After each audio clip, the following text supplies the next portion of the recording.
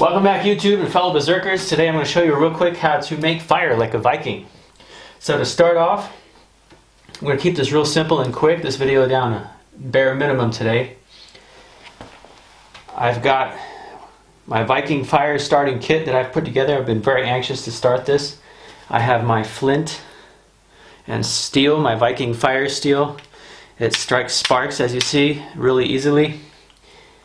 And I'm going to show you one way that the Vikings made fire. There's quite a few different ways in that time frame that it was possible to make fire, but this is what we would use as the materials that are available to me. So to start off, I went out and got this yesterday. Actually, I got this was yesterday, yes. This is a Tinder Fungus, horseshoe fungus they call it in English, or Amadou. In German they call it Zunderschwamm. And Zunder is a ignition source and a Schwamm is a sponge. So, and for anybody that's ever harvested one of these, when you pick these off the tree fresh, they're soaked in water. So I think personally that's where it's got its name, the tinder sponge. So real quick on how to process these if you were to get yourself one of these. This outer shell, I've left some of it on just to show you. The material on this mushroom is actually very little that is useful for processing, so you have to kind of get lucky by guessing the height of the mushroom versus the length of it. That's usually how I judge how much material is in a mushroom, but you can always be wrong, like I'm going to show you here. This is the exact opposite to the thumb rule. So you'll start by taking a sharp knife and shaving off this hard shell here. You have to get this off. This is a very tedious process, and it takes quite a while, and it takes patience, and you have to be really careful not to cut yourself, because this is tough. This is almost like stone. And once you get that off, there's this soft material under here, and this is what you want. This is the Amadou, the Zunder. Now, Ötzi the Iceman carried one of these in his pouch, and archaeologists aren't very sure if he harvested it intentionally, but what is known that he used it to make fire because they found it it was charred, so they knew it was used for making fire. You could also carry embers in this mushroom. Ancient Germans used to do that, and the Germanen, and they used to put embers in the mushroom and put it in the bag and carry a glowing ember in this mushroom for almost over a day. You could keep this mushroom going inside and then start your fire right back up without having to use a spark, which was a very useful skill. Yeah, this is how you start. So you start shaving off the hard shell, and to show you a cross section of one, I cut this one open. This is actually a really small specimen. Here you can see exactly. Now you have three sections of this. This is the trauma is what you want, they call that. And this fuzzy looking light brown under the hard shell, you can see all these long straw-like formations here. That's what we don't want. We want everything that grows on top of here. All this fuzzy looking, this stuff here that almost looks like brown wool. That's exactly what we want. And as you see, there's just maybe half an inch or like maybe 3 or 4 millimeters that we can get out of this mushroom if we're lucky. So I saw a documentary not too long ago, but unfortunately I can't find it on YouTube anymore, or else I'd post a link in the video. It's actually very interesting. It's how they used to in medieval times. They would cut the mushroom into sheets, the upper section here where the trauma is, and then they would get it wet. They would soak it in water, and they would hammer it out, and it would stretch it out to like 5 times its size. So I went ahead and I did an experiment, and I actually did that with this piece right here. This piece was about the size of, I would say, maybe that size right there, and I was able to flatten it out a good, almost double its size. So what that did, I noticed that was very interesting. It flattened it out, and it thinned it out, and it also fuzzed up the surface, which is very good for catching the spark. Unfortunately, this is still very wet. I just did this maybe in half an hour ago, but I have some I did yesterday we're going to try on this piece right here. I went ahead, as you see, it's all smashed out pretty well. And it's all fuzzy looking. And we're going to try to catch a spark on that. We're going to set this aside. I'm going to dry this for another day or two. And if it's, I'm going to test the spot. Normally, you're supposed to nitrate this in some kind of ash lye solution, I guess they call it. You would get ashes from a tree that has leaves and not like a pine tree with needles, and you would burn the wood, and the ash you would then boil along with the amadu, so it would add nitrate into the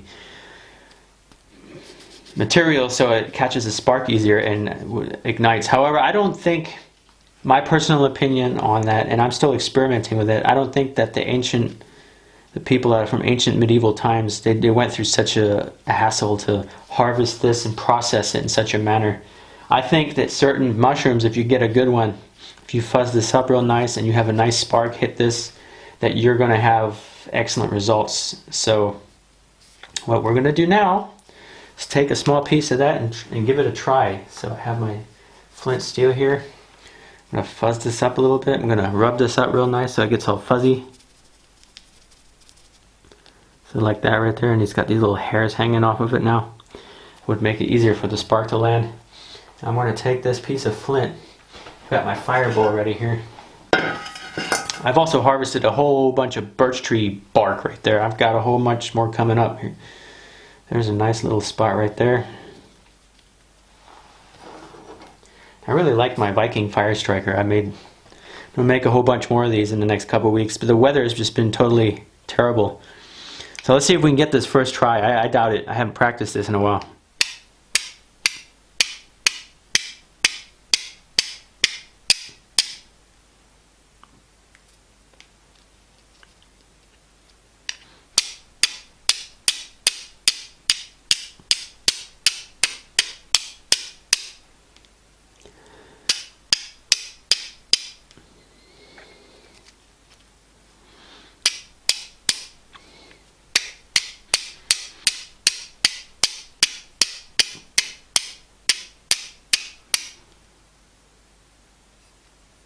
Try a different edge.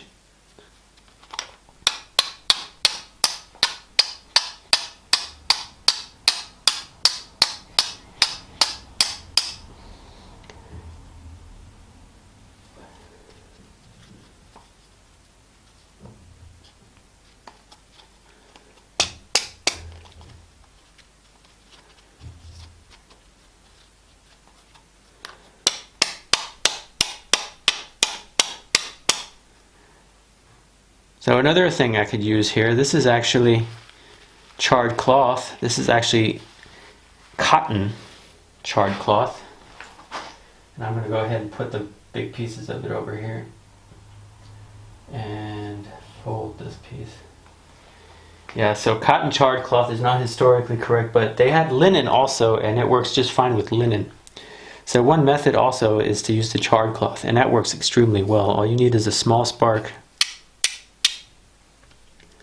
to land on there.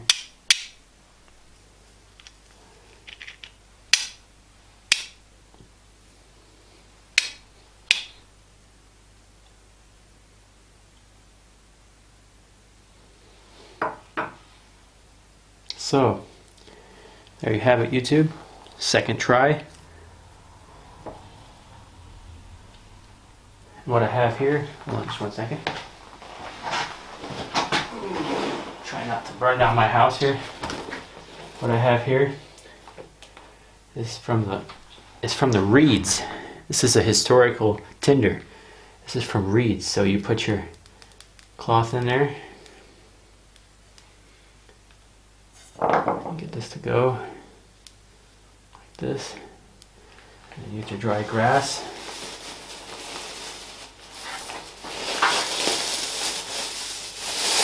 Normally you'd make a nest. We're just going to cheat a little bit because it's just for demonstration purposes.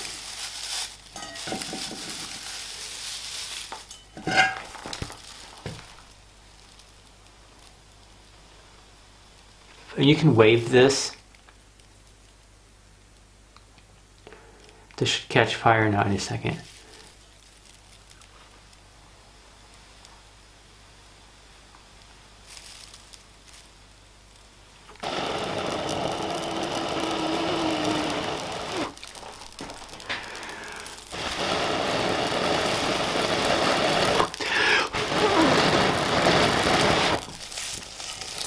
And there we have a YouTube fire. That's how the Vikings made fire. Or one of the ways the Vikings could have made fire. I'm going to set this down here. Let that go out. Smoke up the whole basement. Having this in the basement isn't helping much. The moisture in the basement over the last couple of weeks it's been very cold and wet outside. So yeah, we have a spider coming down. I thought it was ashes from the fire. There's a spider. I'm gonna let it go over here. Yeah, but that's how it's done. So it's quite difficult if you don't have a good piece of flint and you're not practicing it. I have to practice myself quite a bit here, a little bit. You need to make sure that the edges on your flint are really sharp to get a good spark to land. And it's really hard to get the spark to land on your charred cloth the first time around.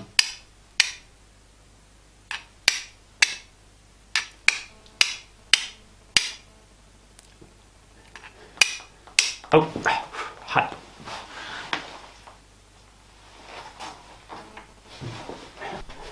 Well, YouTube, that's how the Vikings made fire one way. Flint and steel. So that was my fire pouch. There's the flint I put in here. I have a little pouch I made. You can see the horn, the antler piece that I've made. Let me flip this around so I can see what I'm doing. Yeah, I've got my flint here, and I made a little pouch for my flint and steel. Yeah, like I said, I'm going to be making a bunch of these. I love this. I enjoy this project quite a bit. This was a fun piece of work here. Been learning as I go. The arrow project has been very interesting. Haven't been able to fire one yet. Every arrow I make, I discover a mistake that I have made. Oh, look at that. I missed a piece of flint. That's supposed to go in my flint pouch. I like this little bag. It's neat. I missed a piece of flint. Put that in there. Have extra spares. Yeah, put that in there like that. Yeah, like I said, this isn't a travel bag. This is just for the Viking camp. So I make a lot of fire up there, and I like to have quite a bit of essential resources to start that fire. So it's always wet and rainy, and it's difficult to get a fire started. So I have a lot of different materials inside here for that specific occasion. So that's why this is huge. It doesn't weigh very much. It's just very bulky. So if I were to carry this at the bottom of my keepa, have like a woven basket backpack, it wouldn't make much difference. But so yeah, I showed you earlier. This is like the mushroom. I'm going to be shaving this down. I'm going to try to make one big slice out of this. I'm going to soak it in water, and then I'm going to hammer it out on a piece of oak, like a log that I have, like a cutting board that I've made, and see how thin I can get it. The thinner the better, because the spark hits and it starts to glow.